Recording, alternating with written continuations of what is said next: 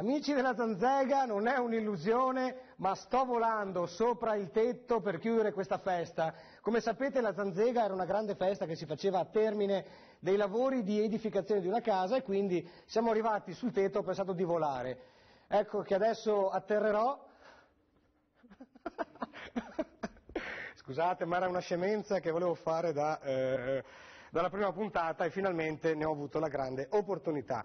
Benvenuti alla Zanzega, oggi puntata speciale perché parliamo del Natale, quindi insomma la festa, posso dire, più importante dell'anno, non solo per chi è credente o cristiano, cattolico, comunque è una festa poi che è globalizzata e che coinvolge tutte le comunità, diciamo così, dell'intero pianeta. Allora, abbiamo degli ospiti che si sposano proprio con questa nostra idea di portare sulle case di voi che ci guardate il Natale, l'idea del Natale e poi ne arriveranno anche degli altri, perché Natale è festa, Natale è cucina, Natale è, diciamo, enogastronomia in genere e Natale è anche regali, Natale è accessori, decorazioni, quindi un po' quello che può servire a tutti sulle tavole di ogni casa. Allora io inizierei proprio con i nostri ospiti perché oggi, se avete già visto il tavolo, c'è un omino con pochi capelli ma dal grande cervello che veste un camice bianco, quindi si intuisce che il suo mestiere sia quello di cuocere, di cucinare. Abbiamo invece alla mia sinistra, io inizio con Lorenzo, con lui c'è Stefano, voi rappresentate un'azienda made in Italy chiaramente che produce pasta fresca. Grazie di essere qua. Grazie a voi. So che avete portato dei pacchi, prima avevate sì. no, da consegnare al buon Paolo e se non sbaglio c'erano anche dolci, o sbaglio? Sì, un po' di tutto, sì. Tortelloni dolci, ma soprattutto pasta fresca. Pasta fresca perché fra un po' entreremo nel dettaglio anche della ricetta. Ecco. Francesco, grazie di essere qui con noi. Tu, per quanto riguarda tavole, cucina, gastronomia e soprattutto quella buona o quella salutare, no? Quella salutare, esatto. Grazie a voi tutti. Perché tu ti occupi, diciamolo... Io mi occupo sono un consumatore, tra virgolette, consapevole, cerco di capire cosa mangio. Quindi ci insegnerai, darai qualche dritta se possibile, su come scegliere i prodotti quando si vanno ad acquistare, al di là del risparmio o meno, proprio per comprare cose di qualità, diciamo, non forse la migliore, ma buona quantomeno, per non sbagliare. Esatto, comprare cibo buono e anche sano.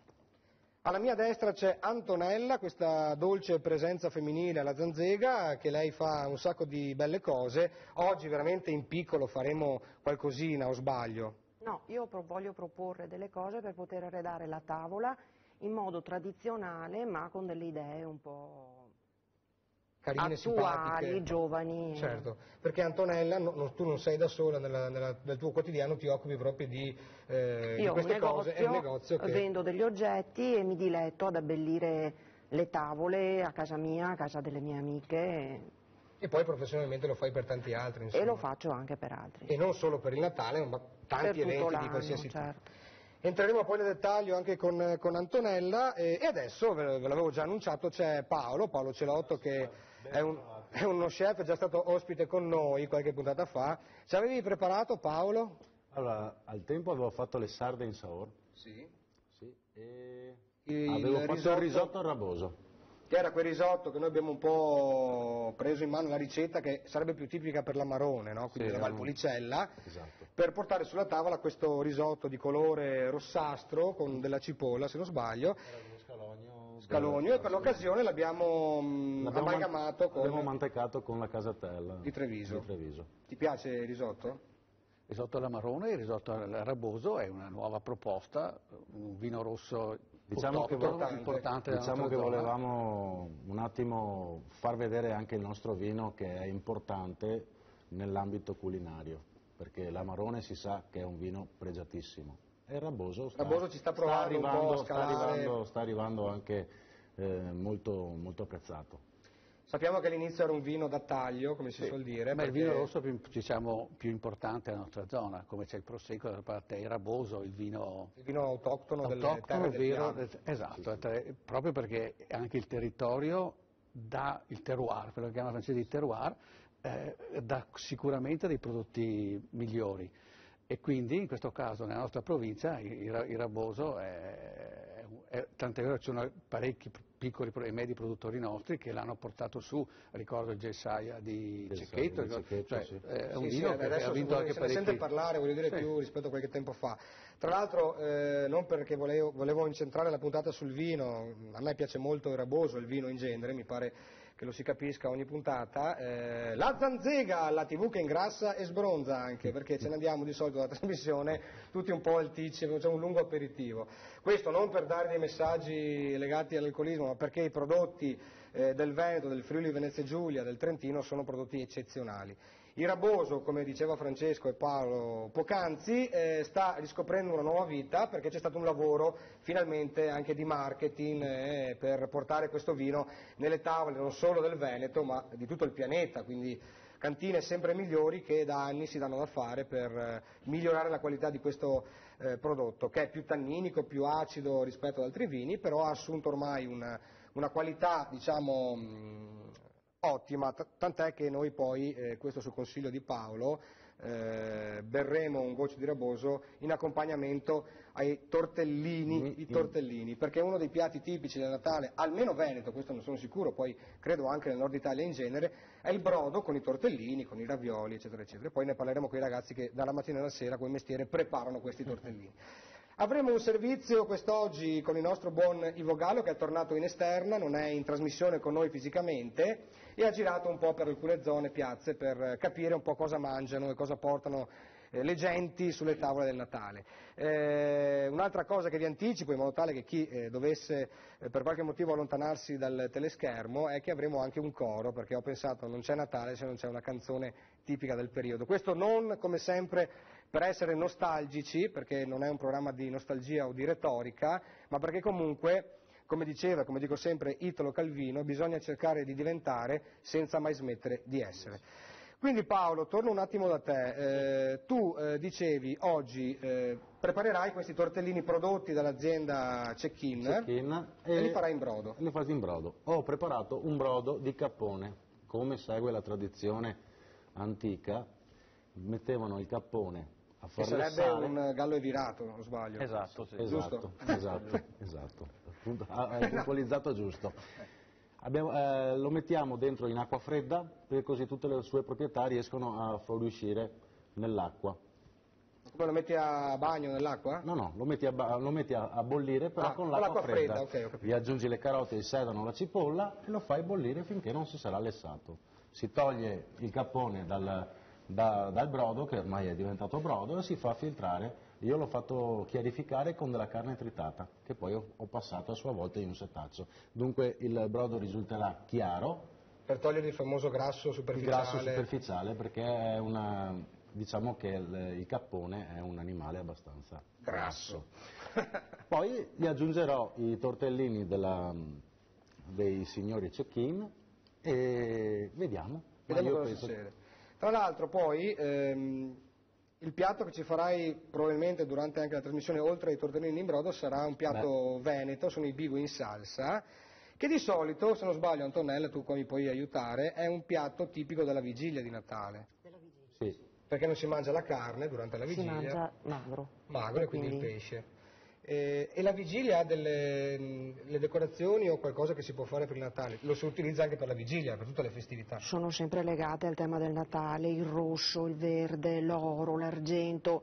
Ogni anno si propongono delle cose nuove, però il classico colore diciamo che resta il verde e il rosso per creare quei Natali caldi e accoglienti. Sì, il verde che richiama, credo, l'abete, L'abete, l'albero e il rosso. Che è il colore della festa, credo. Ecco. Poi c'è una vecchia leggenda che dice che i colori, Francesco non so se su questa la sai, che i colori di Babbo Natale non sono altro che i colori della Coca-Cola.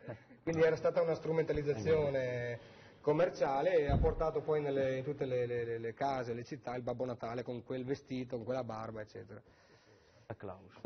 Sì, dimmi Paolo. Se non sbaglio era verde Babbo Natale l'originale, sì. Santa Poi non so, Lucia. San Nicolò, Babbo Natale, io faccio una confusione incredibile. Santa Lucia che alcune città festeggiano, altre no. Il Natale cosa ti evoca? Il Natale è la festa della famiglia, cioè si torna, io che ho i figli, è il momento in cui si ritrova tutti assieme. quella occasione dell'anno, un po' perché è finito anche l'anno di solito di lavoro, oggi poi siamo tartassati fino all'ultimo momento e poi finalmente si stacca un attimo e il fatto dell'atmosfera della famiglia è la cosa principale, evoca penso in tutti, poi dopo il Natale invece si fa la festa, chi va a sciare, chi va invece in giro, quasi però di il Natale recupero. è vissuto insieme in famiglia. E ci dirai magari poi come scegliere alcuni prodotti tipici di Natale al supermercato, al mercato, dove si acquistano. Sì, io mi occupo di cibo sano, cioè cerco di far capire che imparando a leggere le etichette si può cominciare anche a fare un po' di selezione tra i prodotti, non solo imparando un po' a quelli che sono gli ingredienti principali, si può fare una vera selezione anche in base a quello che si vuole spendere. Non è detto che nella grande distribuzione non ci siano prodotti buoni, ci sono anche lì, bisogna avere un po' più di pazienza, spesso però non si ha tempo, non si ha pazienza e si prende quello che... Però se si ha sarebbe meglio utilizzarla. Diciamo che molto spesso la cura nell'acquisto del prodotto alimentare ci fa immaginare in qualche maniera che si perde un po' di tempo, perché se fai la spesa in 10 minuti è difficile che tu possa avere... No?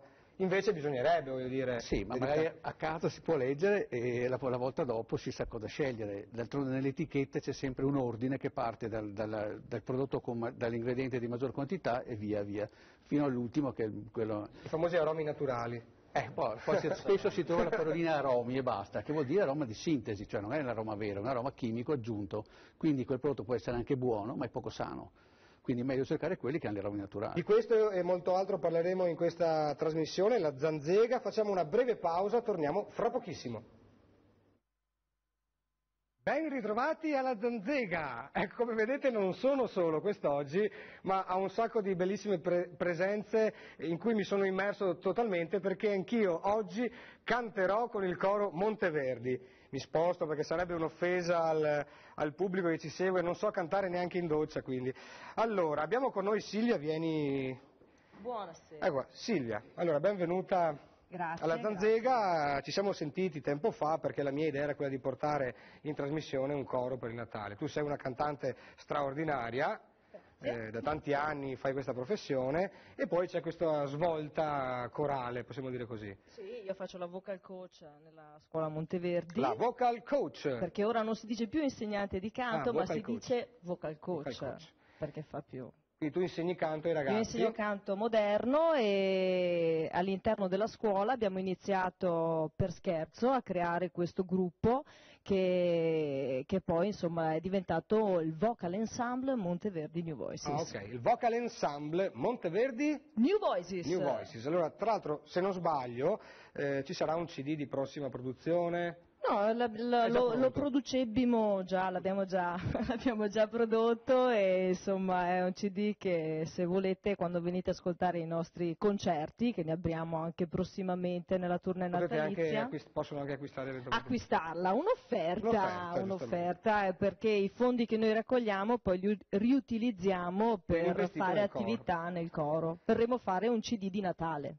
Quindi qua hai una parte, perché poi Guarda il coro... che bella gente, sì, infatti, sono dei volti molto, come dire, che evocano buoni sentimenti e giustamente noi siamo al sabato che precede il Natale, questo era ovviamente d'obbligo. Allora io, Silvia, lascio fare quello che tu sai fare, dirigere questo coro e noi ci godiamo la musica alla Zanzega. Il primo brano che vi proponiamo è Jingle Bells. Jingle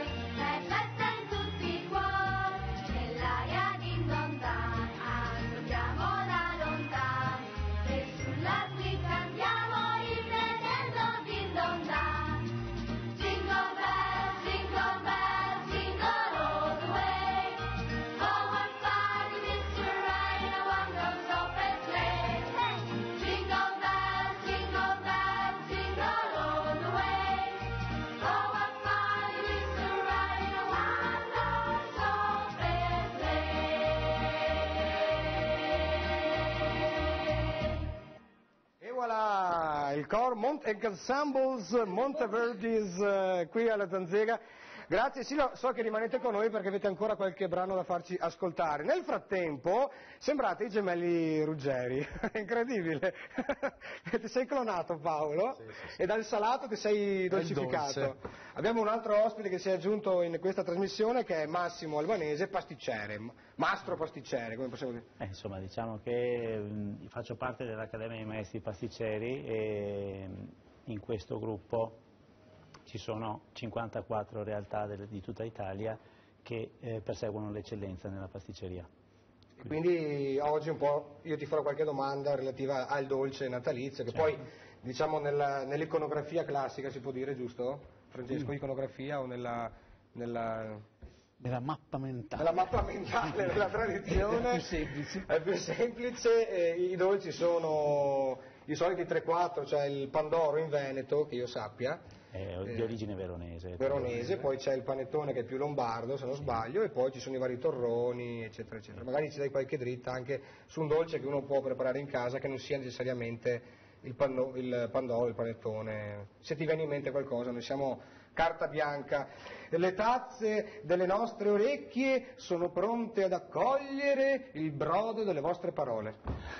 Il brodo che Paolo fra un po' ci preparerà con i tortellini. Antonella, allora, diamo qualche consiglio su cosa fare in casa, visto che nonostante siamo in Spendi Review, poi è arrivata la Tasi, la Tosa, la Taref, la Sarep, la Norec e l'Imu. Nonostante questo dobbiamo cercare di godere questa festa insieme. Allora, si possono riutilizzare tantissime cose che comunemente la gente ha in casa, tipo vasetti assortiti di qualsiasi misura, che poi messi insieme e accesi possono creare delle situazioni eleganti, festose e adattabili a qualsiasi tavolo, importante o meno. Quindi sono quei vasetti che magari sono nell'armadio? Bicchieri vecchi, vasi riciclati di qualsiasi tipo, vasetti delle marmellate vuoti.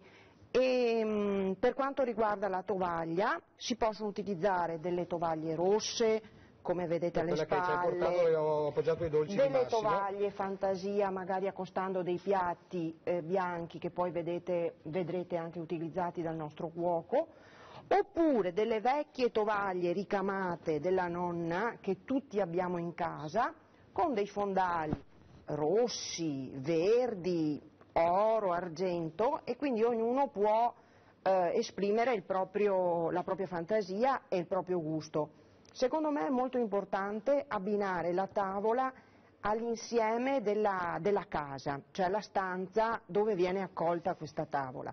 Cioè dall'ambiente rustico o elegante è bello che la tavola sia omogeneizzata con la stanza. Quindi se ho un ambiente appunto, non so, in design bianco non userò magari ci vorrà una tovaglia anche bianca ritrovata in casa in un vecchio cassone e magari con un fondo grigio argentato anziché rosso. Certo. Ecco.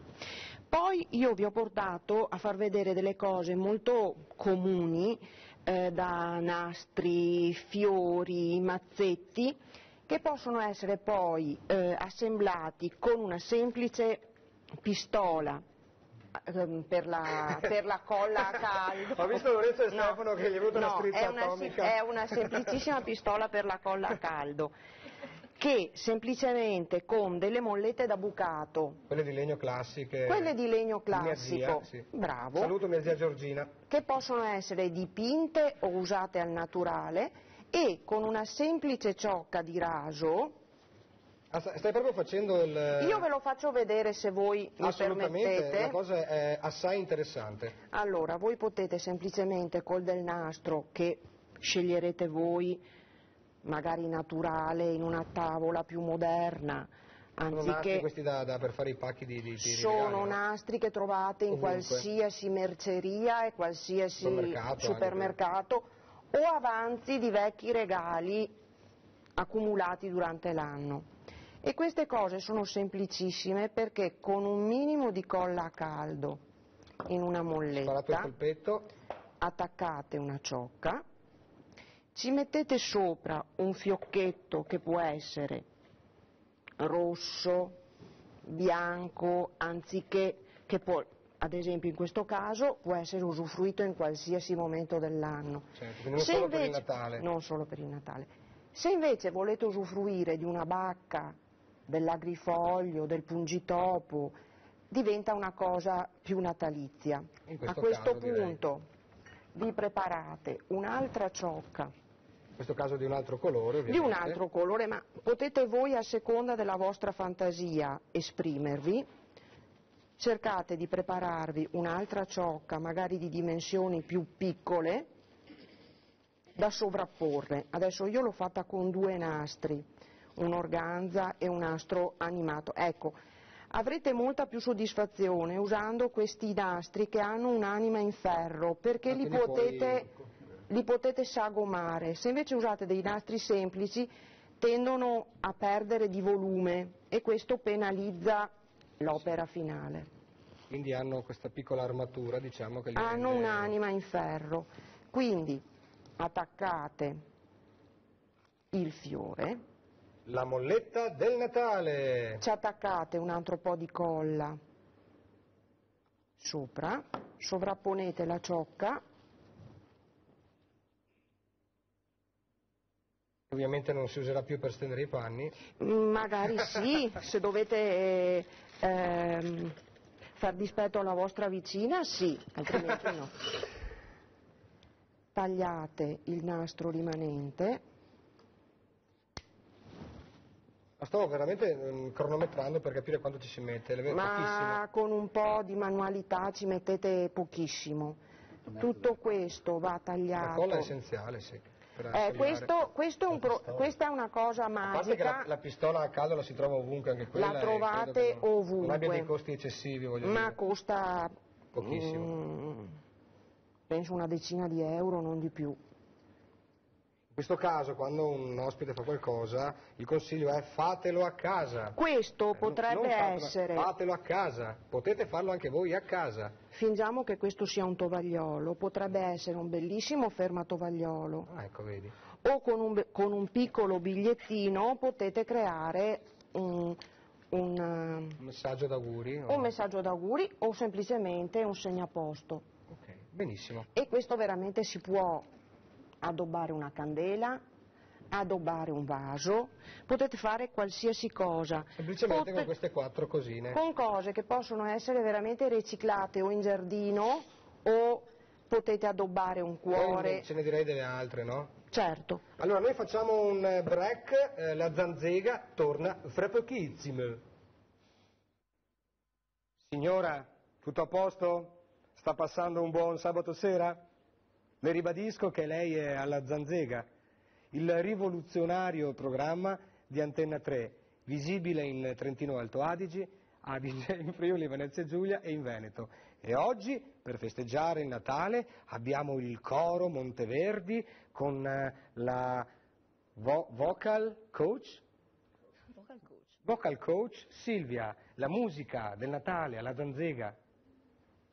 Allora per voi ora canteremo Jesus, What a Wonderful Child.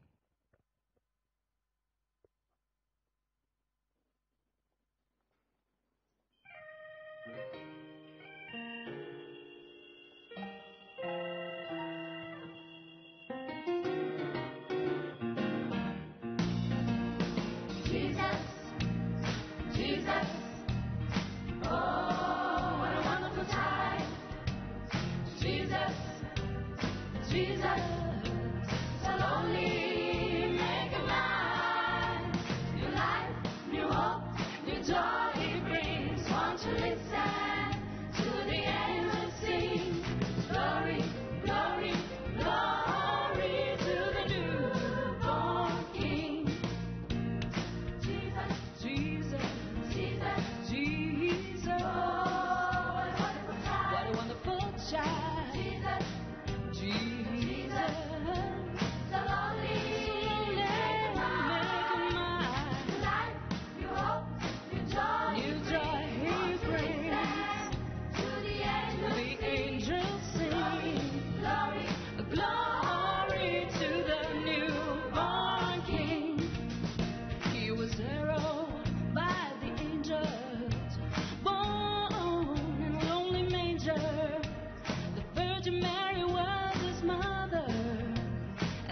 Joseph was his early father. Three wise men came from afar. They were guided by a shining star to see King Jesus where he lay in a manger filled with hay. Oh, Jesus, Jesus. Oh, what a wonderful child. What a wonderful child. Jesus, Jesus. So lonely, new hope, new joy he brings. To the angels sing, glory, glory to the newborn King. He was heralded by the angels, born in a lonely manger. The Virgin Mary was his mother, and Joseph was his early father. Every wise man came from afar. They were guided by a shining star to see King Jesus where he lay in a manger filled with hay. Oh, Jesus, Jesus. Oh, what a wonderful child. What a wonderful child. Jesus. So lonely, new hope, new joy, new joy he brings. To the angels sing, glory to the newborn King. Oh, Jesus, Jesus, Jesus, Mary's baby, Lamb of God, heavenly child. Oh, Jesus, oh, Jesus, I love him. Oh, Jesus, Almighty God, King of kings. Oh, Jesus, oh, Jesus, oh, Jesus, wonderful, wonderful one.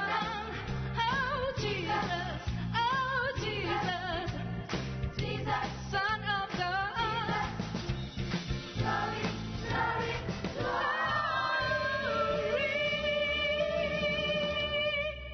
to the newborn King.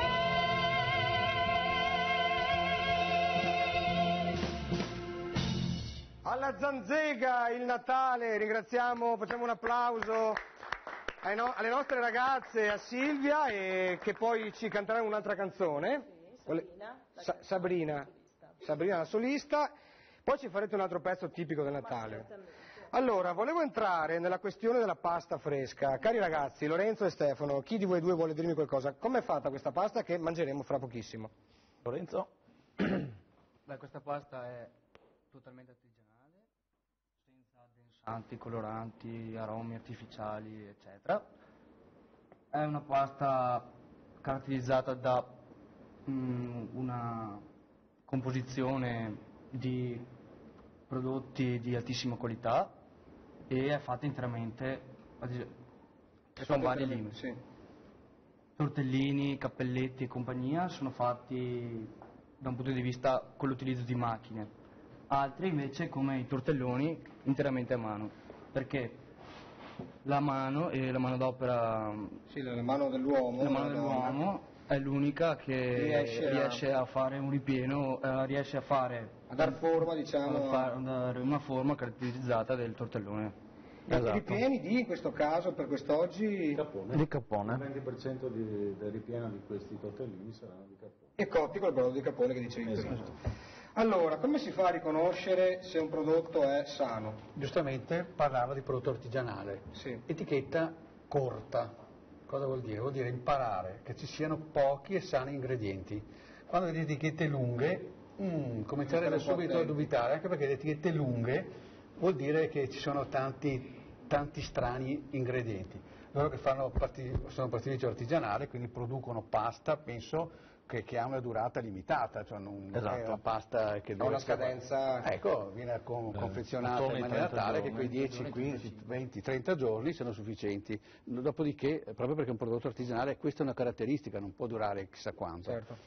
Ecco, la prima cosa è l'etichetta corta. La seconda cosa? La seconda cosa è l'ordine degli ingredienti. Ne abbiamo 45 di cose, siamo alla seconda. La seconda è l'ordine degli ingredienti, ma sulla pasta. Che dicevi prima, il primo ingrediente è quello fondamentale. No, ma infatti vedo del torrone, qui vedo un panettone, ma il torrone, il primo ingrediente del torrone qual è? Lo so già perché abbiamo fatto le prove. Ecco, hai fatto le prove e lo sai che è il mandorlato. Il mandorlato. Le mandorle? No, il mandorlato. Ecco. Dopodiché il secondo, vediamo se ti ricordi. Il secondo è lo zucchero. No, hai sbagliato, l'ho detto 40 volte, prima di andare in onda, per bacco. Ci vuole miele, poi può esserci anche un po' di zucchero, ma il fondamentale è le mandorle, 40, 50, 60% di mandorle, miele e eventualmente zucchero. Questo è un torrone di qualità. Se andate in un negozio, veramente scoprite a volte che lo stesso torrone troverete anche quello che ha questi ingredienti, non è che costi l'ira di Dio rispetto all'altro, probabilmente ha un costo o leggermente superiore, o a volte, l'altro giorno mi è capitato in autostrada di trovare i vari torroni, ne ho visto quello più buono costava meno di tutti, quello più sano costava meno di tutti. Che il prezzo sia poi non è detto, appunto, determini la qualità del prodotto stesso. Caro Paolo, noi fra pochissimi minuti proveremo a... Mi stai cacciando? Ti sto cacciando in cucina. Perché ci preparerà proprio su questa tavola i famosi tortellini cecchini in brodo con brodo di cappone. Per quanto riguarda invece Massimo, secondo te qual è un dolce delle feste che non sia il classico panettone? Diciamo che chiaramente nel periodo natalizio, oltre ai grandi lievitati che sono appunto il pandoro, il panettone e tutte le digradazioni insomma di queste specialità, c'è il tronchetto natalizio. Il tronchetto natalizio. Che è un dolce realizzato con del pan di Spagna morbido che viene utilizzato arrotolato con delle creme all'interno, e lì possiamo spaziare con la fantasia in qualsiasi direzione. Una volta che si è creato questo tronco con la farcitura all'interno, poi viene tagliato, sagomato e composto, dandogli le sembianze proprio di un tronco d'albero, e da lì poi si creano le decorazioni, si mettono... È un dolce tipico di qualche luogo in particolare?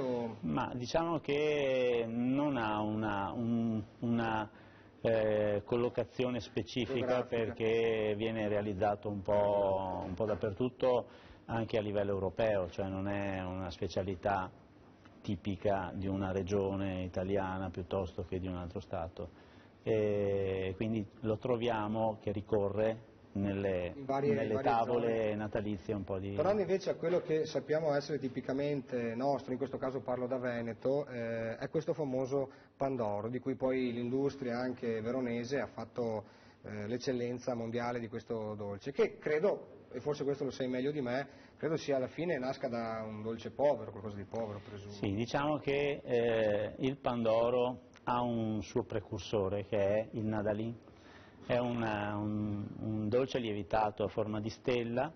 Questo in che epoca, giusto? Era prima del Novecento? Nel periodo dell'occupazione austriaca.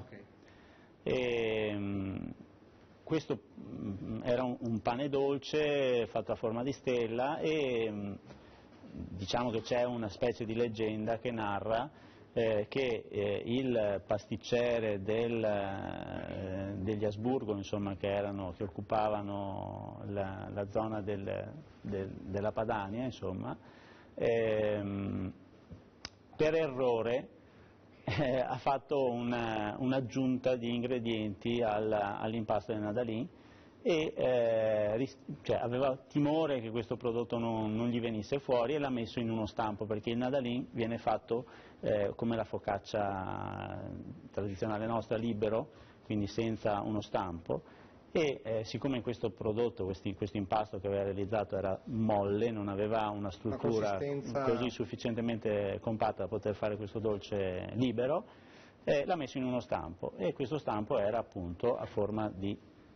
stella allungata, ed è uscito il primo Pandoro. Infatti se noi tagliamo solo la punta del Pandoro, probabilmente sarebbe la forma di quel Nadalin, credo. Sì, diciamo che ha un po' questa, cioè il Nadalin richiama la forma del Pandoro, però è più basso e ha appunto le punte molto più larghe rispetto a quelle del Pandoro. Quindi dentro, all'interno di questo prodotto del Pandoro c'è un'amalgama, scusa, di che tipo di ingredienti? Burro, credo? Diciamo che l'ingrediente principe del Pandoro è sicuramente il burro, ne ha una percentuale molto alta, viene sicuramente secondo solo alla farina, quindi è il secondo ingrediente del Pandoro. Quindi è un dolce strong, è un dolce calorico. molto ricco. Sì. Calorico, vero? Sì, è un dolce, però il burro è un grasso naturale e non è come la velenosa margarina. Sì. Ah, questa cosa l'avevo sentita una volta, ma la margarina quindi non fa bene? No, il burro invece è un grasso naturale che il nostro organismo riconosce e utilizza ed elimina. Okay. Il problema è appunto se ci buttiamo chimica dentro il nostro organismo, dove va a finire? Infatti, il bagno. Magari, No, il rischio è che finisca da qualche altra parte. Paolo, come siamo messi? Riusciamo a fare un piccolo break? Sì. Piccolissimo break, i tortellini sono pronti alla zanzega, e vai. La zanzega, la TV che ingrassa e oggi ancora non sbronza perché abbiamo dovuto aspettare Francesco Dotta per stappare una bozza. Ciao Francesco, benvenuto Ciao a questo Daniele, tavolo. buonasera a tutti. Ciao Come Max. stai? Come va? Bene, io sono sempre nella solita forma, come vedi. Sei sempre in forma quindi. Esatto. Allora, Francesco, per chi segue la zanzega dall'inizio, è già venuto un paio di occasioni a trovarci. Oggi ti abbiamo così incaricato di essere qui non solo per stappare questa bottiglia, ma per parlarci un po' di qualche piatto legato della storia del Natale. Questo è un po' il senso della trasmissione. Tra l'altro, come vedi alle tue spalle c'è anche il buon Paolo Celotto che tu conosci da Illo Tempore. Si Mi dice Illo commuove Tempore, giusto? rivederlo in questa... Ho fatto il liceo scientifico ma non mi ricordo più niente. Abbiamo due ragazzi che producono la pasta cecchina in pasta fresca. Francesco è un esperto del cibo sano, ci stava insegnando come leggere le etichette dei prodotti che troviamo nei mercati, supermercati, Buon Gusto eccetera eccetera. Beh, Massimo lo conosci già. Maestro. L'ho lasciata per ultima perché in quanto è la regina di questa tavola, Antonella, che non so se l'hai mai vista lavorare da Marabù a Sonora di Piave, Sì. fanno questi, tra le varie cose che non fanno solo questo, ma nella fattispecie oggi è investita di darci qualche consiglio su come addobbare la casa per le feste, anche con semplicità, visto che dicevamo siamo in un periodo di spending review totale e quindi c'è bisogno anche di fare qualcosa molte volte col poco che si ha a casa, e questo vale anche per la cucina, non solo per i regali o gli arredi o gli accessori eccetera eccetera. Però il buon Paolo Celotto nel frattempo ha cotto Sono pronti. non sono pronti, sono i tortellini in brodo di cappone che sono tipici quindi del Francesco, correggimi se sbaglio, del pranzo natalizio veneto, oppure Tortellini? Beh, dall'Emilia in su, diciamo, più oltre il Veneto, diciamo, il tortellino è la riduzione in misura sempre più piccola di quella che era la torta, cioè ossia l'abitudine di cucinare la carne dentro la pasta alimentare, perché la carne che si mangiava molto poco veniva mangiata malcinata perché molto spesso era dura, e allora per mangiarla, cuocerla bene, cottura diciamo anaerobica adesso si direbbe, veniva ricoperta di pasta, poi riduci, la torta è diventata tortino, tortellino, cappellino e poi è finito in brodo, così. ma è vera questa storia o te la sei inventata? No, è vera, è verissima. Quindi una torta e un tortellino? Sì, i romani mangiavano carne, la città di Roma era enorme, 2 milioni di abitanti, per cui potevano permettersi di macellare anche se non avevano la catena del freddo, eccetera, eccetera, no? Però immagina che vita facevano i bovini, no?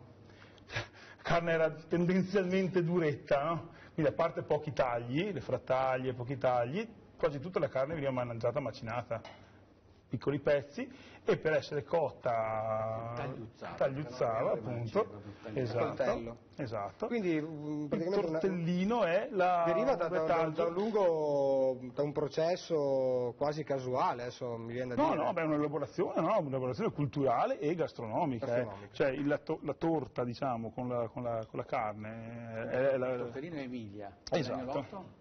L'agnolotto? E l'agnolotto? Domanda del conduttore. Mi mette in imbarazzo, cioè una Ma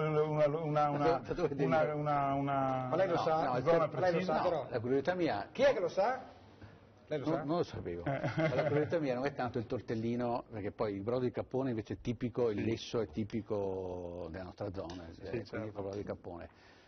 Si mette il tortellino ma da 200 anni a sta parte, cioè perché il tortellino è emiliano come tradizione. Da noi c'era con gli austriaci gli agnolotti. Cioè l'agnolotto è dato agli austriaci. Beh, infatti i casunziei, se non sbaglio, che abbiamo visto qualche puntata fa, sono una sorta di agnolotti, anche questi però diversi, hanno dell'interno zucca, però è un'altra forma di pasta fresca ripiena, no? Alla fine questo sono delle paste fresche ripiene che si cuociono bene e si sposano al brodo. Adesso mi studierò l'etimo di agnolotto. Ovviamente si utilizzava la carne di agnello, viene così, analizzando la cosa. Questo non lo sappiamo. No, è infinita. Paolo, dimmi tutto. Allora, posso interrompere un attimo perché allora, i miei tortellini in brodo di cappone sono pronti. Il tortellino è dei signori Cecchin, è fatto con il 20% di carne di cappone, dunque si sposa benissimo con questo brodo. Brodo fatto con il cappone, messo nell'acqua fredda con carote, cipolle e sedano, fatto bollire per circa 45-50 minuti. Poi chiarificato e ho presentato così con i piatti che mi ha gentilmente dato Antonella, che sono molto molto belli. Che per caso ce l'avevi in macchina, Antonella, vero? Sì. No, è vero, è incredibile questa cosa. Non ho detto di portare dei piatti, lei si vede che nei suoi giri del periodo in cui è il periodo più... Sarei anche preoccupata perché il negozio è senza di te oggi, nel senso... Certo. Allora, diciamo che comunque tu hai, nel tuo showroom, si chiama così, hai anche Non appunto... si chiama negozio. Bottega. Nella bottega hai anche queste cose qua, quindi Certo. piatti... Sì. Cos'è che hai nel negozio? Nel negozio c'è tutto quello che può servire per arredare una casa, dalla tavola all'ambiente che tu vivi. Usiamo le stoffe, siamo nati come produttori di paralumi. Noi facciamo i paralumi per le lampade partendo da un'intelaiatura in ferro e possiamo usufruire qualsiasi tipo di tessuto e qualsiasi cosa, quindi nasciamo come artigiani. Produttori di paralumi. E poi la cosa si è un po' sviluppata per esigenze un po', essendo situato in un paese piccolo, insomma la produzione di paralumi è limitata, se vogliamo dire. Quindi abbiamo dovuto arricchire Paralumi e lumi in tavola. Lume in tavola. Esatto, infatti qui abbiamo fatto una dimostrazione molto semplice, dicevamo per chi ci segue da poco che se non avete grandi opportunità di spesa per le decorazioni natalizie, qualsiasi tipo di vaso, di vetro, contenitore può essere riempito semplicemente da una candela. Non dobbiamo rincorrere il candeliere d'argento perché si può proporre della luce della festa anche con oggetti molto semplici. Con degli ottimi effetti. Sobrietà ed economia sostenibile. Grande Francesco, tu sei veramente un produttore di payoff alla fine di... Infatti lo fai anche di mestiere. Dopo ve ne dico un payoff serio. Lo fai anche di mestiere. Antonella, prima di lasciare... Paolo, tu volevi portarci il tortellino oppure... Certo. A questo punto... sapere se devo portarlo... Facciamo assaggiare agli ospiti. Ecco che Paolo si avvicina a noi con questo piatto. No, prego, fai. Là ci sono i cucchiai e Solo perché era quello di parmigiano. Devi dare il giudizio. Assaggiamo così signori la fragranza Esatto. del brodo come hai Devi dare il giudizio ottenuto. a Francesco, Se no noi non lo mangiamo, Se Francesco sopravvive, potremo nutrirci di questi tortellini check-in. Io l'annuso, non so se è un gesto volgare, ma... Wow. Devi prendertela con lui comunque. No, dico wow a tutti così adesso mi invidiate perché io sto assaggiando. Grazie. E voi no. C'è anche. Mi mette appetito questa cosa. Com'è? Mangiabile? Fantastico. Ottima la pasta, ottimo il piano. Grazie. Non avevo dubbi sulle capacità di Paolo Celotto e ovviamente sui prodotti che ci hanno portato oggi Stefano e Lorenzo. Io intanto... Veramente molto buono il piano. Lo sappiamo. Per i bimbi abbiamo pronto una sorpresa. Visto che mi hai dato questo là, Silvia, mentre i nostri ospiti assaggiano i tortellini col cappone, mi piace il cappone, sì, a tutti? Strano, io da bambino queste cose erano un po'... Vabbè, volevo lasciare, le note alle nostre ragazze del coro Monteverdi. Che cosa faranno, Silvia? Allora, il Vocal Ensemble Monteverdi New Voices. Diretto dalla vocal coach Silvia Buscato. Silvia Buscato, ok. E ora vi canteremo un brano che tutti a casa devono cantare assieme con noi, perché lo conoscete sicuramente tutti. Oh Happy Day. Che è la canzone, una delle più tipiche del Natale. Allora, voce e musica al coro Monteverdi.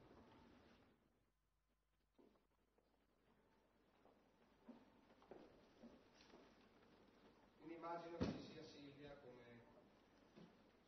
Bene. Vi ascoltiamo. Oh, happy day. Oh, happy day.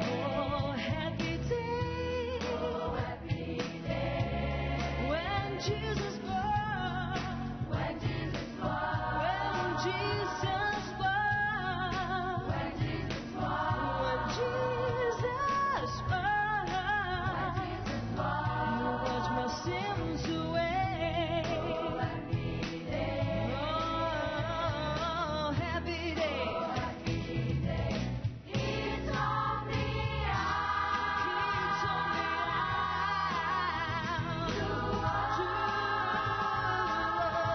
To fight and pray. Oh, fight and pray. Fight and pray. And live rejoicing.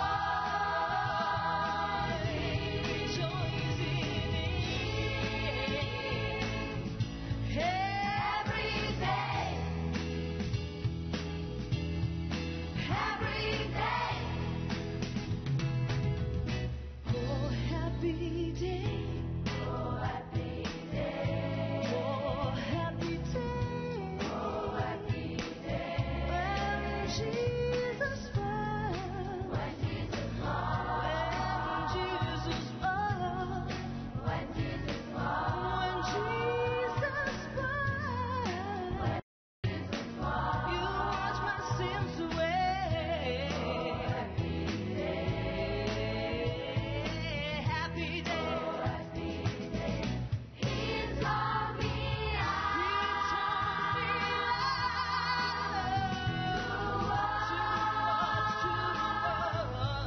Fight and pray. Oh, fight and pray. Fight and pray. And live rejoicing.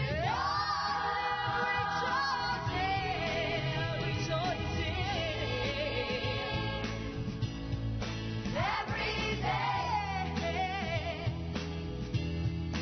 Every day.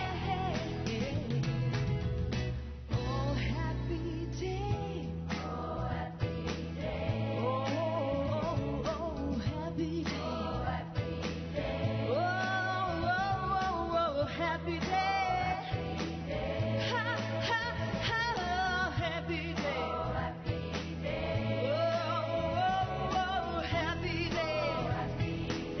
Oh, oh, happy day. Oh,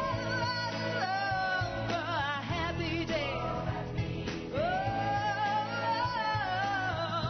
Oh, happy day.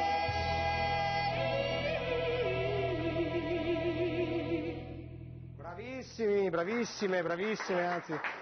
Silvia, io ce l'ho già il microfono in effetti.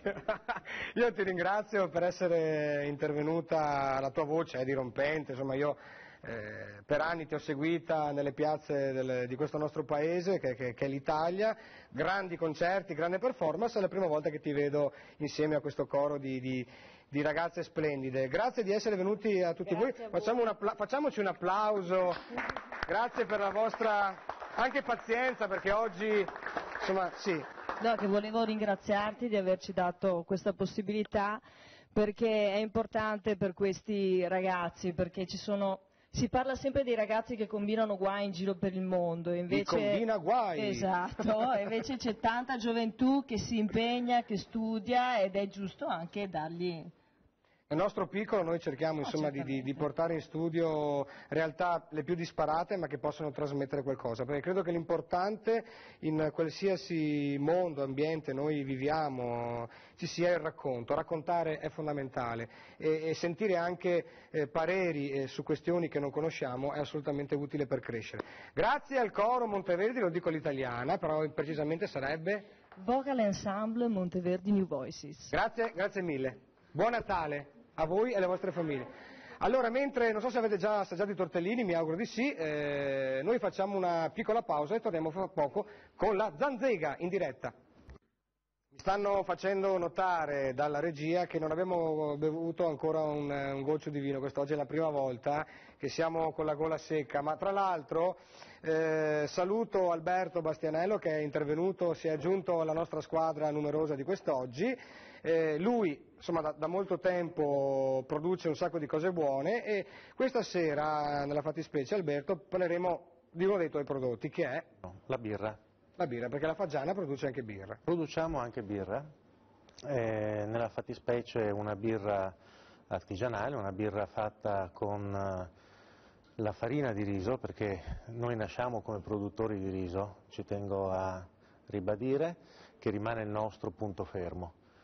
Ma dal riso si può ottenere tante altre cose. E così un po' per scommessa, un giorno con un mastro birraio tedesco, parlando, si è infervorato, era tutto entusiasta di questa idea e abbiamo portato avanti un po' questa idea, che non è un'idea nuova, non c'è niente di straordinario, ma abbiamo fatto questa birra, una birra artigianale, siamo partiti prima con una birra bionda classica e l'anno scorso, un anno e mezzo fa, abbiamo fatto questa particolarità, una variante che è questa birra di Natale, che non è altro che una birra a doppio malto più aromatizzata, un po' più speziata. Quindi la birra di Natale perché si produce in questo periodo? È una serie limitata? È una serie limitata, è solo ed esclusivamente per le feste natalizie. E ce l'hai portata fino alla trasmissione, brinderemo con la birra. Tra l'altro abbiamo di utilizzare le classiche. creato un'etichetta un po' particolare che è la slitta di Natale trainata dai fagiani, perché il simbolo dell'azienda giustamente la Faggiana è il simbolo della nostra azienda e così voleva essere un motivo un po' simpatico. Massimo, secondo te la birra, giusto per si sposa con i dolci oppure no? Si beve birra con i dolci? Ci sono delle birre che possono essere abbinate a dei dolci, alcune birre possono essere abbinate anche al cioccolato, che è sicuramente un prodotto ostico da abbinare a delle bevande.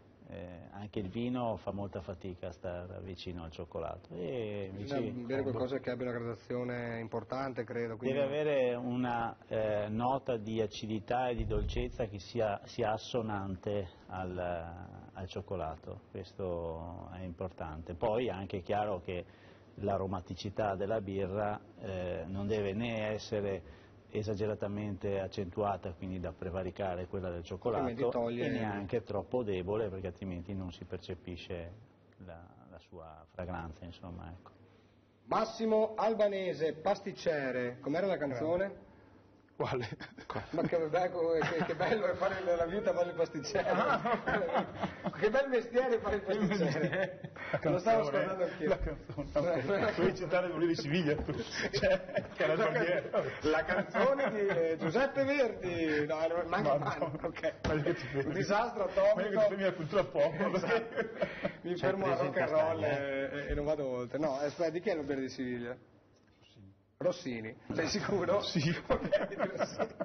Allora Antonella, mentre ascoltiamo il Barbiere di Siviglia in un pomeriggio freddo invernale, vogliamo preparare qualcosa a casa, la tavola, dobbiamo imbandire la tavola per il pranzo con i parenti, eccetera. Che consigli puoi dare? I soliti consigli che ho dato prima, cominciando dalla tovaglia, dopo qualsiasi accessorio deve essere sobrio o importante a seconda del contesto in cui sta. Dell'ambiente in cui Dell'ambiente in cui sta. A Natale si renderà la tavola un po' più preziosa con candele, con qualche addobbo, ma che tutto sia abbastanza sobrio, abbastanza per non, che non diventi kitsch poi. Che non diventi esagerato solo perché... Quei piatti qua si sono abbinati, due piatti di colori questa diversi. può essere l'idea, ad esempio, di abbinare anche dei piatti diversi perché magari uno ha delle cose già in casa e ci aggiunge un pezzo particolare a un servizio che già ha. Senza acquistare altre cose. E ha usato tante volte, può spezzarlo con delle cose che hai o che compri a seconda del momento, insomma, dell'anno, per Natale o per qualsiasi altro momento dell'anno. Quindi poi diventa un tocco creativo. E poi diventa un tocco creativo e uno si diverte a cambiare la tavola anche quotidianamente. Certo. Tutto questo lo trovate da Antonella, non esiste il servizio che uno si tiene per 50 anni e lo usa, ormai la gente ama cambiare e poi è chiaro che alcuni prodotti si rovinano, si lesionano e quindi... C'è la bellezza di avere dei prodotti che ti durano in casa 50 anni perché ce li hai e perché li ritrovi nella tua casa da sempre, ma li puoi rinfrescare con degli accessori e quindi non eliminare il vecchio servizio, ma bensì rinfrescarlo con delle cose nuove. Quello con il bordino d'oro, per esempio. Va benissimo, non deve essere mai eliminato perché a cicli, fra 10 anni tornerà di moda e ricordare di averlo avuto nella credenza tutta la vita fa piacere, secondo me. Io avevo quelli di vetro giallognoli trasparenti. Bruttini, se li hai eliminati. No, quelli posso eliminare. Ma quelli con il bordino d'oro erano i piatti che i bambini non dovevano mai toccare, no? Sì, un piatto intoccabile. Infatti, erano quei servizi che venivano usati per il battesimo, per Natale o per quando arrivava l'ospite. Adesso la gente per esigenze di spazio vuole avere delle cose che usa perché non ha la possibilità di immagazzinarle, perché le case sono sempre più piccole, non hai lo spazio, la soffitta, il garage, e quindi devi cercare di usufruire le cose che hai in più occasioni e col piacere di avere sempre anche la novità. Certo. Bene, poi il piatto bianco e un piatto rosso fa molto Natale, fa molto Coca-Cola, per cui molto Babbo Natale, per cui molto Natale. Adesso proprio si usano sti servizi, bicchieri uno per sorte, piatti uno per sorte, che proprio l'altro giorno è successo che una persona di una certa età è venuta in negozio e ha rimproverato la figlia di avergli fatto appena buttare i bicchieri uno per sorte, le tazzine una per sorte. E l'altro giorno gli ha fatto comprare i bicchieri uno per colore, quindi si è arrabbiata perché ha detto ce li avevo già. Non vuol dire che ne hai rotti uno alla volta, il servizio è rimasto superstite per ciascuno. Alla signora era successo così e adesso insomma sì. Allora Francesco, ti chiedevo prima, perché tu ci hai dato qualche piccola dritta su come leggere le etichette dei prodotti che si mangiano, poi è venuta fuori una questione, si parla insomma di varie cose.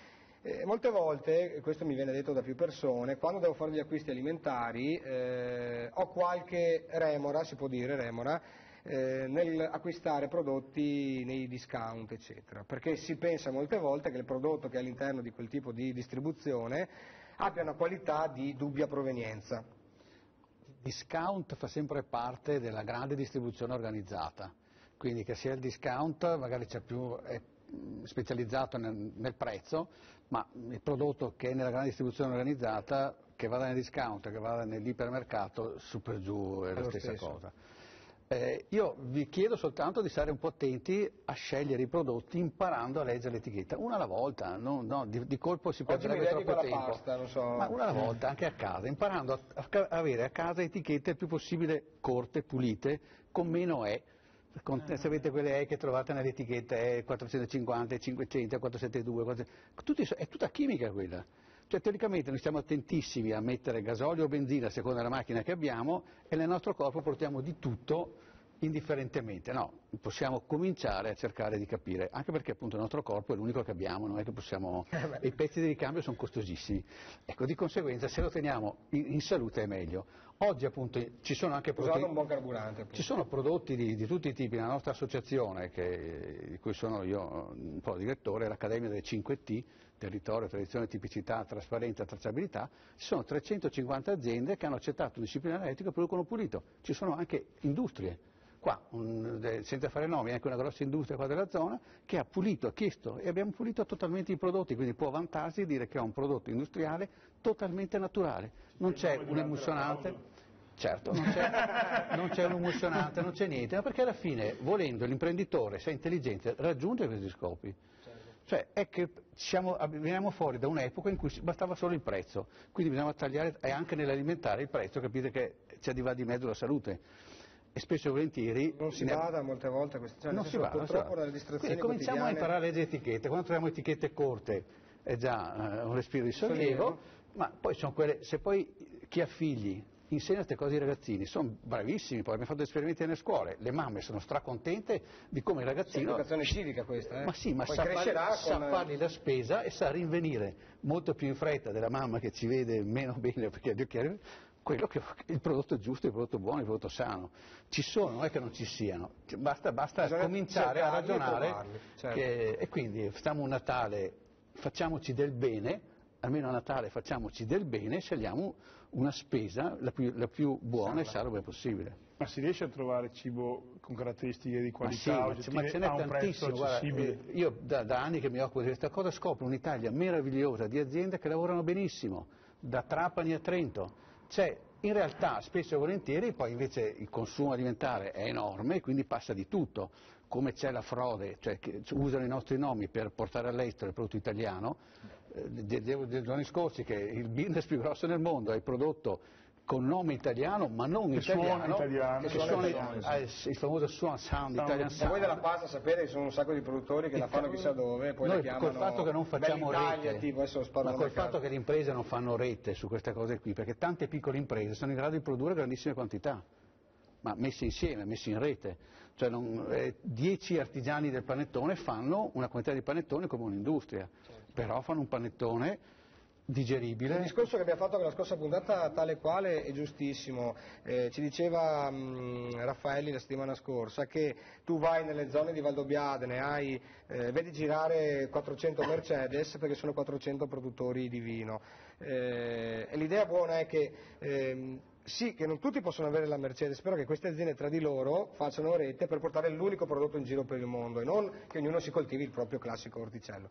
Torniamo fra pochissimo che parliamo ancora di pasta, poi Paolo ci spiegherà cosa andrà a combinare su questa tavola e soprattutto credo assaggeremo la birra del Natale. A fra poco con la Zanzega!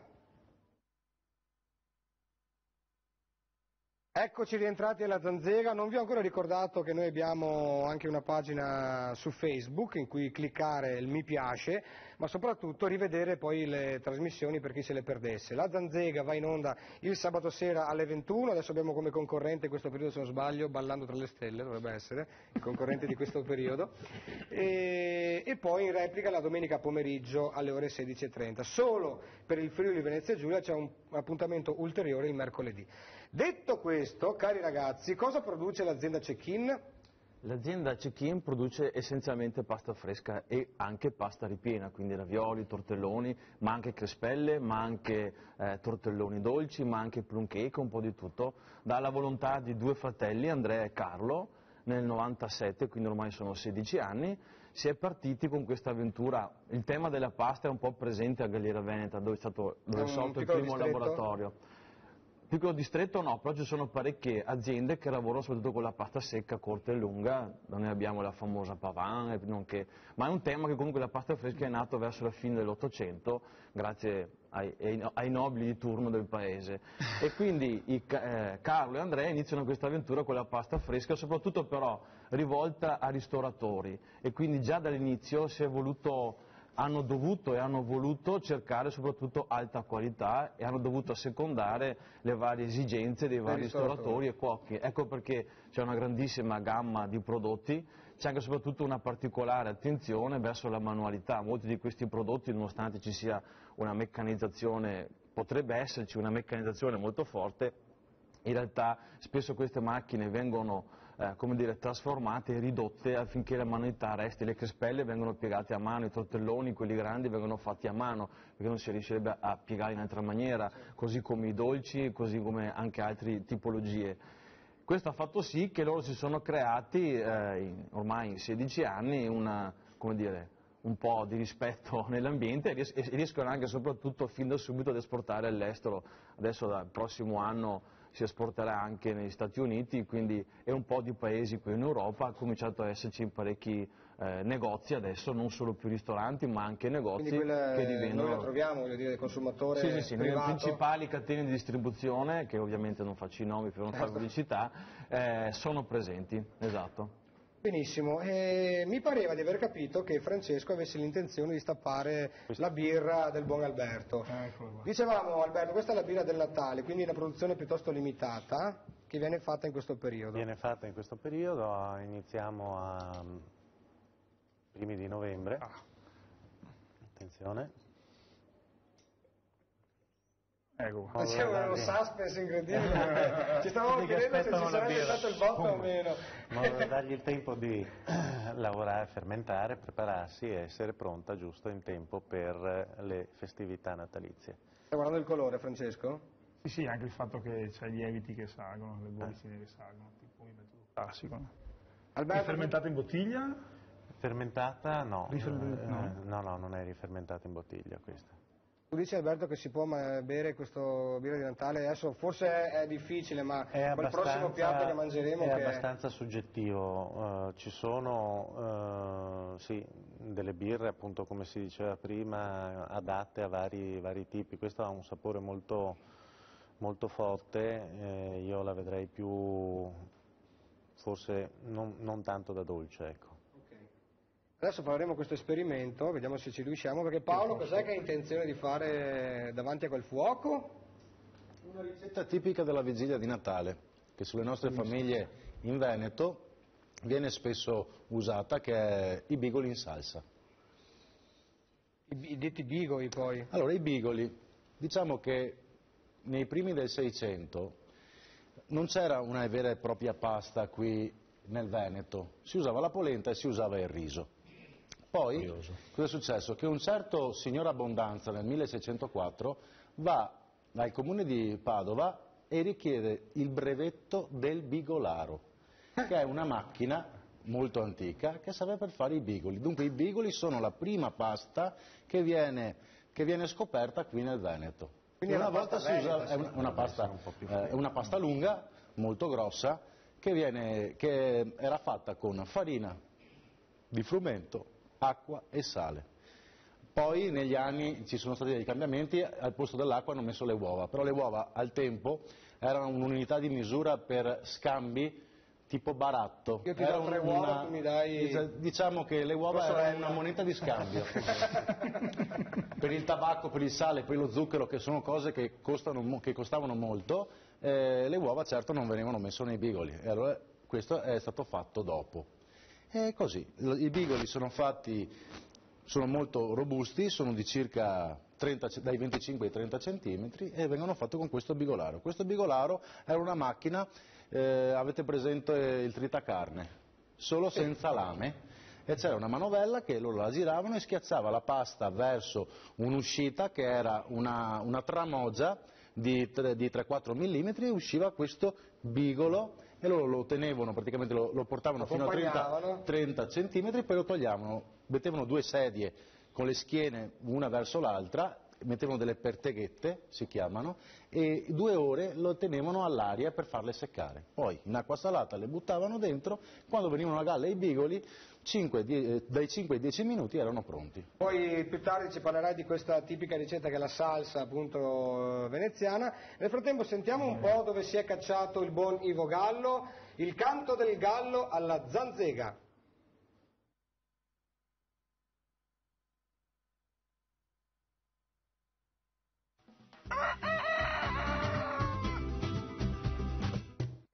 Ciao a tutti dai Vogallo, caro Lele, per questa puntata natalizia ti sto lanciando il servizio proprio all'interno di un albero di Natale che questa notte verrà illuminato da tutte queste belle lucette. Oggi chiederò alla gente per strada cosa si mangia a Natale, quindi ciao, ciao, ciao. Cosa non deve mancare nella tavola di Natale? Ma niente di più di quello che fa bene. Il cotechino, lo zampone.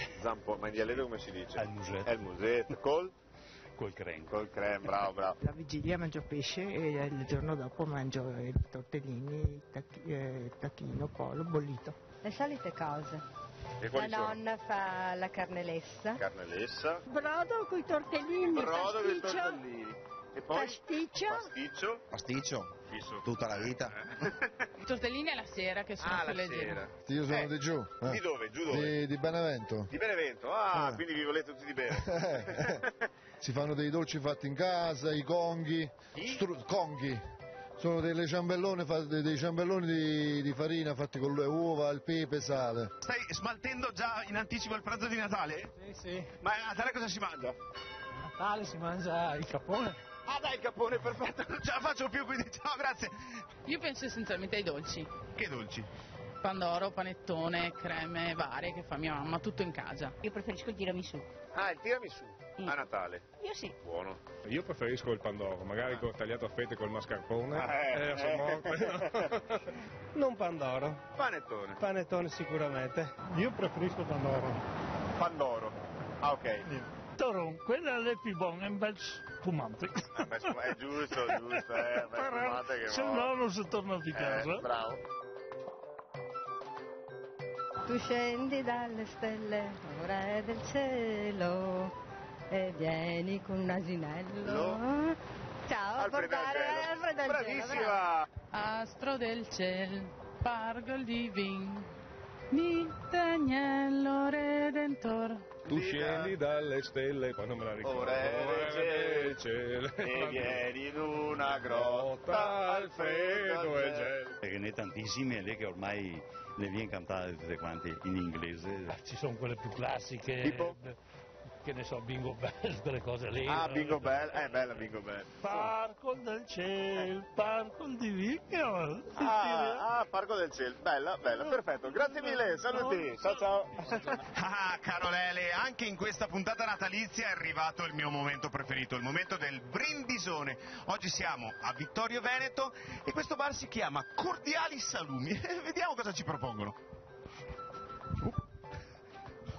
Permesso, ciao Ivo Gallo. Senti, qui a Vittorio Veneto, il giorno di Natale, cosa si beve, cosa si mangia come aperitivo? Beh, qua a Vittorio, come credo ovunque, alla fine si beve sempre il solito spritz classico con un po' di cicchetti di crudo e via dicendo. Ah, perfetto, guarda, qua i 2 cicchetti col prosciutto tagliato, i nostri 2 spritz, quindi io prendo lo spritz natalizio e caro Lele, faccio un bel cin cin e buon Natale! Buon Natale a tutti, viva!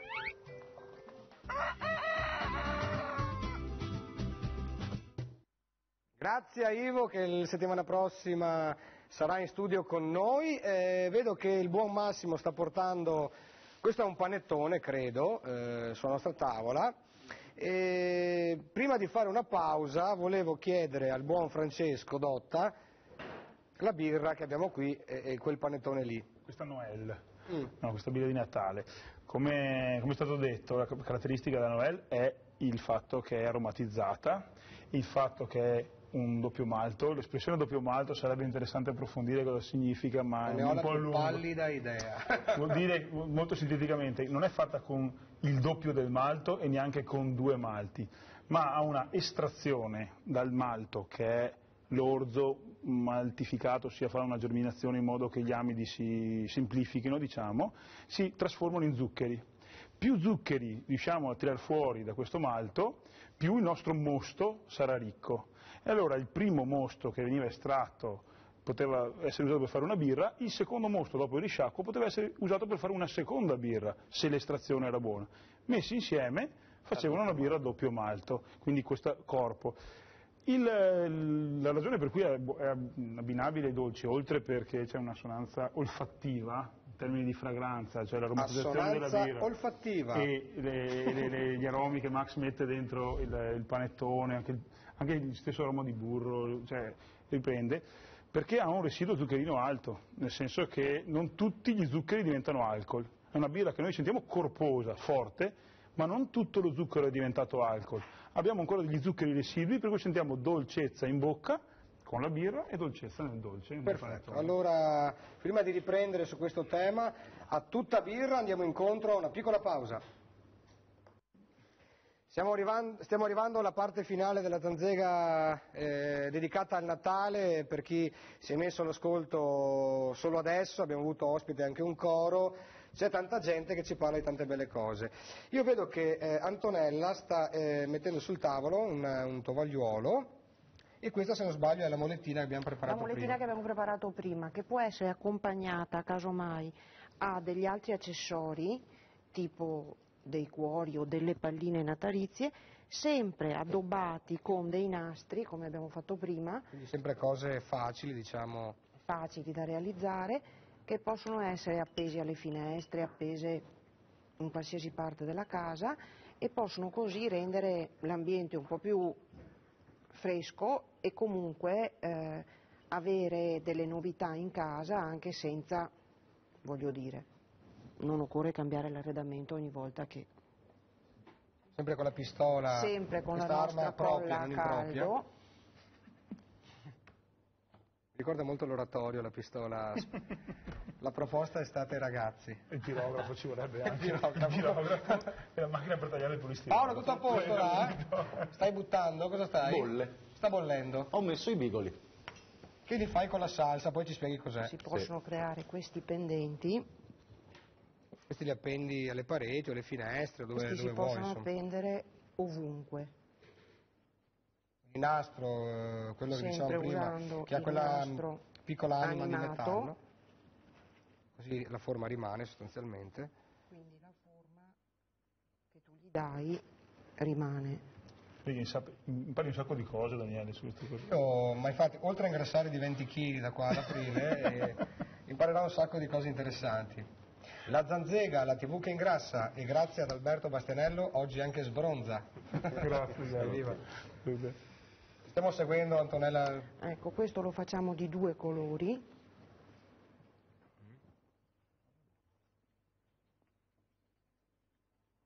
È un pendente, quindi. I cuori dove si trovano, scusami se... I cuori li trovate naturalmente solo da me. A Sandona di Piave. Sono fatti di un materiale infrangibile, immagino. Ecco, no? e anche qui prima parlavamo... Però infrangibili sì. La tua anima da copywriter... Parlavamo di prodotti alimentari che costano poco, costano tanto, anche per quanto riguarda tutti questi oggetti qua, appunto la rincorsa al spendere troppo poco o tanto, cioè la marca non è una garanzia. Sì, però ci sono dei marchi che comunque fanno produrre da dei produttori, magari dai piccoli artigiani, e si può cercare il prodotto buono e di qualità prodotto in Italia, naturalmente controllando che siano prodotti non a rischio, prodotti, perché anche nel piatto, nel bicchiere, cioè il bicchiere può costare anche poco, basta che sia fatto con un materiale garantito, e anche se non è di marca va bene lo stesso. Il discorso che facevamo, Francesco, prima con l'alimentare vale anche per gli altri prodotti, immagino. Vale per i prodotti artigianali. Certo che dopo magari una certa linea, un certo design va pagato e i brand si pagano e per carità ben venga, però il prodotto di qualità deve essere non necessariamente deve essere di marca. Non necessariamente deve essere di marca. Mentre Antonella sta operando sul tavolo con questo pendente, ecco, qui Francesco, abbiamo... ti volevo chiedere se potevi pensare a qualche piatto per il Natale, oltre ai tortellini che abbiamo visto oggi. A realizzarlo no, vero? No, a realizzarlo no, però prima forse è il caso di dare un taglio, no, con quel... Prima di parlare del salato, mettiamo prima il dolce questa volta, facciamo una cosa strana. Certo. Anche se Max non ci rivelerà ovviamente i suoi segreti sulla produzione, però qualche nota particolare, caratteristica del tuo panettone, Max? Beh, diciamo che il mio panettone è un panettone fatto esclusivamente con lievito madre o lievito naturale, quindi ha una lavorazione che richiede... L'hai fatto tu questo quindi? Sì, sì. Che domande? La birra l'ha fatta Alberto, il panettone l'ha fatto Massimo, il pendaglio l'ha fatto Antonella e io non ho fatto un tubo. Sì, non è che ne fa uno alla volta. Immagino. Sì, poi Francesco ha avuto modo anche di vedere Osservare nel mio il processo. laboratorio la fase di preparazione. Un dolce meraviglioso con un oggetto. Bellissimo, brava, giusto. Vediamo se riescono a inquadrarlo. Mettiamolo a favore di camera, come direbbe. Cosa c'è dentro? Complimenti Antonella, perché in pochi secondi hai fatto un pendente che tutti possono riprodurre a casa propria. Gira un attimo. Invece Massimo, cosa c'è dentro questo dolce? Allora, il panettone è un dolce a pasta lievitata che ha una lavorazione molto lunga, cioè ci vogliono 30 ore circa per realizzare questo 30 prodotto. Sì. Si parte dal lievito madre, il lievito madre è una sostanza viva che chiaramente va gestita, io lo chiamo il mio terzo figlio, perché non si può trascurare, cioè se non viene accudito come un bambino purtroppo ci dà delle sorprese, insomma non è detto che il prodotto esatto, sì, esatto. Poi va sulla strada. E poi ci vuole tanta cura e dedizione. Poi la ricetta può essere più o meno ricca, più o meno interessante. C'è da dire che il panettone nasce come un dolce non particolarmente ricco di ingredienti, ma nella sua storia poi si è arricchito e è diventato sempre più interessante. Nel mio panettone per esempio ci sono 850 grammi di burro ogni chilo di farina, per cui ha un'incidenza importante, calorica, quasi come il pandoro. Poi ci avrai anche i tuoi segreti, credo, no? Presumo. Diceva prima Francesco, non puoi svelare tutto perché è l'arte del ma uno l'ha già svelato, è la pasta madre. Uno l'ha già svelato. E poi dopo chiaramente la cura e la ricerca delle materie prime che siano ovviamente di alta qualità. Nel panettone è sicuramente importante la presenza dell'uvetta e dell'arancia candita, che sono... Dopo c'è anche il cedro, io utilizzo esclusivamente l'arancia candita perché a me piace di più l'arancia piuttosto che il cedro, però nel panettone ci sarebbe anche il cedro. Deve avere come caratteristica questa fragranza, questo aroma particolare e una morbidezza che dà la voglia e il desiderio di continuare a mangiare un'altra fetta. Esatto. L'importante è che il panettone una volta finito di mangiare non rimanga sullo stomaco, si riesca a digerire facilmente, non dia delle lieviti in pancia, esatto, come la pizza, quella strana. Non dia delle brutte sorprese. Se volete me ne taglio una fetta. Andiamo una fetta prima di andare verso... Mentre Francesco, conosci i bigo in salsa come ricetta? No. Voglio sentire cosa mi dice lui. È una ricetta tipicamente, che gancio pazzesco che mi ha dato Francesco, è una ricetta tipicamente veneziana, Paolo. Cosa c'ha dentro sta roba? Venezia in primis. Sarde salate e cipolla bianca di Chioggia. Questi sono i due ingredienti con 6 cucchiai di olio d'oliva per fare i bigoli in salsa. Non è tanto l'ingrediente, perché sono 3 ingredienti, è la preparazione che è un po' lunga. Perché? Bisogna prendere dalle 6 alle 10 sarde o alici sotto sale, disalarle e curarle levando tutta la lisca, perché vengono messe sotto sale con lisca senza testa. Poi bisogna prendere 350 grammi di cipolla, adesso io faccio una ricetta per 4-5 persone. 350 grammi di cipolla bianca di Chioggia, si trita finemente e si fa brasare, non soffriggere, brasare nella pentola. Vuol dire che bisogna mettere 6 cucchiai di olio d'oliva e acqua e lasciare che l'acqua evapori, e ogni volta che evapora aggiungerne finché che siano passati 35-40 minuti. Quindi rimane bianca praticamente? No, diventa trasparente. Trasparente. La cipolla diventa trasparente e in quel punto, gli ultimi 10 minuti, si può alzare il fuoco, mettere le nostre, dalle 5 alle 10, dipende dalla grandezza, le nostre sarde dissalate e curate via Per chi non ha dall'Elisca. tempo può prendere le alici, quelle sotto vasetto, no? Nel vasetto? Sì, già quelle no, già... non volevo adesso ma non è, uno a casa, ma non è, tempo. non è la stessa ricetta cosa, tipica è con la sarda ricetta salata. B. Chi non ha tempo a Natale il tempo lo trova. Sì, se no non le mangia.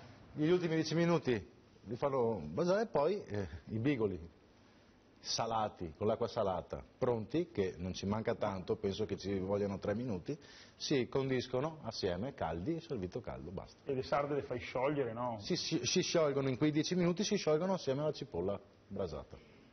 Benissimo, allora vedo che il nostro Max albanese, che ringraziamo di essere stato con noi, ci fa assaggiare questa meraviglia artigianale che è il suo panettone. Ne prendo un pezzettino, la passo a Francesco, mentre noi mangiamo, lancio l'ultima breve pausa e poi chiudiamo questa nostra zanzega mangiando anche i bigoli di Paolo Celotto. A fra poco! Eccoci qua, noi stiamo banchettando, abbiamo fatto prima il salato, prima il dolce, poi il salato, vabbè, ma ci sta. Francesco, due cose che possiamo consumare in questo periodo storico. Ora evochiamo la carne a questo punto. No? Allora Paolo ha detto che ci ha fatto il brodo con il cappone, no? Che era questa fine gloriosa che veniva fatto fare al maschio, esatto, perché ricordiamoci, no, che in un pollaio bastava un gallo, no? Per fare la sua funzione, quindi o veniva mangiato il pollo quando era ancora giovane, oppure lasciato crescere e virato appunto per far ingrassare, pronto per le feste. Nella zona del Padovano c'è una versione molto particolare di cottura del cappone o anche della gallina, detta in canevera, cioè quindi con canevera vuol dire la canna di bambù che veniva messa per far sfogare questa cottura. Era una cottura anche quella sotto vuoto antelitino, perché la gallina veniva messa dentro la vescica del maiale e cotta a bassa temperatura e con la canevera faceva uscire il vapore piano piano, in modo che la gallina si cuocesse senza essere a contatto con l'acqua, molto lentamente, tutti i sapori della farcitura rimanessero dentro la gallina. Con la vescica, sempre a Natale, perché la vescica è preziosa, perché ce n'era una per maiale. Certo. Quindi quando decidevi di usare la vescica per una preparazione, voleva dire una cosa speciale. Altra cosa speciale di Natale, la bondiola o bondola, che è qui intorno la chiamano anche lengual, che è una pasta da cotechino, quindi cotiche connettivi. Scusami, a Verona con bondola si intende la mortadella. Sì, dico solo in quel caso. Ma anche la mortadella è un salume preziosissimo. La mortadella tradizionale, originale, veniva fatta dentro la vescica. La carne della mortadella erano tagli selezionatissimi, preparati in modo molto raffinato, un procedimento complicatissimo, e poi raccolta dentro la vescica, per cui una sola mortadella per maiale, mentre culatello, che costa tantissimo, 2 prosciutti, 2 coppa, collo, 2, mortadella, una. Quindi un salume preziosissimo. Lo stesso la bondola o bondiola, che poi verso il ferrarese diventa salama da sugo, no? Questa vescica riempita di un impasto simile a quello del cotechino, quindi cotiche, e poi veniva questa aggiunta della lingua, che è una lingua salmistrata, messa dentro e insieme alla pasta, e poi quella lì cotta, bollita. Questa veniva mangiata per tradizione anche più tardi, fino a maggio, il famoso cotechino di Assenza cosiddetto, no? Però altro combinazione interessante, lo zampone. Zampone che stesso impasto del cotechino, però per tirar via, disossare lo stinco anteriore del maiale, c'è un lavoro che ci vuole mezz'oretta lì, coltello, fine, perché non si creano i buchi. È chiaro che le macchine moderne fanno una cosa. Chiaro. Quindi la dedizione era il modo per tirare fuori il massimo dal minimo. Cioè alla fine Natale era una grande festa, ma le materie prime a disposizione erano sempre quelle. Stiamo parlando di cultura popolare ovviamente, perché poi nelle cucine o nelle case diciamo un po' più raffinate si poteva avere anche altri tipi di ingredienti, no? Però, oppure anche per esempio, tu prima hai fatto la provocazione, no? La fagiana, la selvaggina non era tutto uguale, no? Perché c'era quella che potevi prendere tutti i giorni e quella che potevi prendere solo in alcune stagioni, e la lasciavi lì, frollare, e quando era l'occasione speciale la andavi a tirare fuori, no? Questo è il significato, cioè rendere speciale qualche cosa, ma soprattutto attraverso il lavoro, attraverso la dedizione, la cura, il tempo, perché una gallina carne vera per cuocerci bene ci vogliono 3 ore, 4 ore, perché deve passarsi piano Non si improvvisa di sicuro la cottura. E ripeto, sono cotture che adesso con la cucina molecolare sono state riscoperte, non quella fatta con gli addensanti, gli additivi, intendo dire la cucina sottovuoto, la cucina a bassa temperatura, le emulsioni, che tentano di recuperare un certo tipo di principi che comunque avevano la loro base nelle cotture in confì, carne vera. Francesco, è vero anche, parlavamo del mangiare sano, che anche la cottura è importante, non solo il prodotto che si acquista, ma anche come viene fatto. Perché... una cottura lenta sicuramente consente di mantenere in maniera migliore gli aromi e i profumi che ha il cibo, che ha la carne stessa. Infatti c'è stata riscoperta delle cotture a bassa temperatura, il metodo che chiama Rumford, cioè di andare a cuocere lentamente a 90 gradi, anche in casa si può tentare di fare. Poi tu dicevi giustamente nella ristorazione professionale oggi ci sono attrezzature stupende per poter lavorare molto bene con la temperatura al cuore.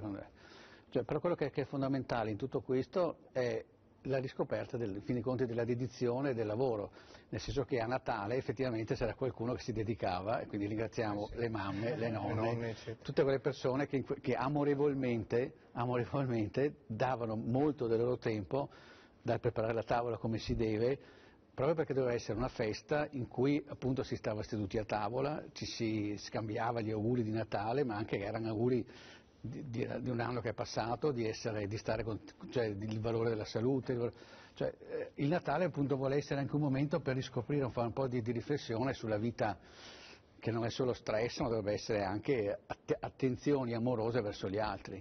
Benissimo, siamo quasi arrivati alla fine perché il tempo vola. Paolo, vedo che ha pronto i bigoi, sono bigoi freschi, prodotti dal Stefano, dalla vostra azienda. Esatto, anche questi però un po' particolari rispetto all'estrusione, quella classica. Anche questa pasta è stata fatta con laminazione, cioè l'impasto viene calato nelle rotative dell'impastatrice e quindi il reticolo proteico, cioè il glutine dell'impasto, non subisce il cosiddetto stress da calore e rimane più integro e quindi raccoglie meglio il sugo, raccoglie meglio il profumo. Spesso chi apre una confezione di pasta sente subito il tipico odore, tra virgolette, di pasta fresca. Perché? Perché appunto con questo metodo riesce a mantenere di più il sapore, il colore, il profumo e invoglia a mangiarla meglio. Ma guarda, solo a guardarlo è spettacolare.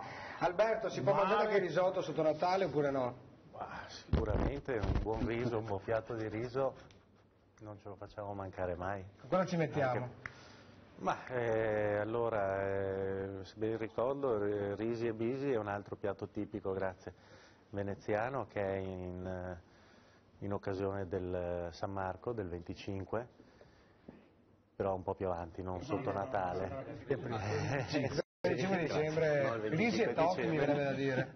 Se no c'è il piatto tipico, che è un piatto molto povero, che ne abbiamo parlato la volta scorsa, mi pare, che è riso e tocchi, che era appunto un piatto che nasceva così dalla tradizione un po' contadina, utilizzando i vecchi, quello che c'era a casa, dunque avo anatra o pollo, messo e mescolato tutto assieme, senza tanta cura. Piatto unico quindi. Proprio abbastanza così, e un piatto unico, molto, molto buono, molto adatto sicuramente all'inverno. Climi freddi per scaldarsi magari davanti a un bel fogher. Con un'ottima birra. Con un'ottima birra o un buon vino, insomma la buona tavola non si invecchia mai, un vecchio detto. No? La stagione consente anche di fare il riso col tastasale, questa stagione qua, col pastin cosiddetto, no?